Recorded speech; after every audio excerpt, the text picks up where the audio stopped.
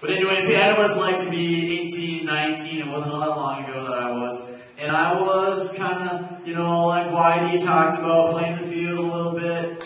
That's one of the things about college. You're there to get the degree, but you're also there to scope out the ladies. Let's not lie. And that's part of the reality of it. And anyways, so a wise man shared with me 5 qualities you want to look for in women.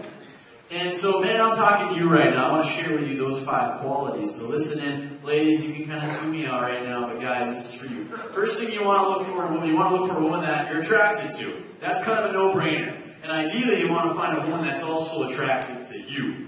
Alright? And ultimately, as we all know, it's the inner beauty that really counts, but there's something to be said about surface beauty too.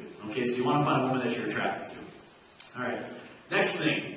You want to find a woman that shares your interests. So for me, that's an outdoorsy, active woman.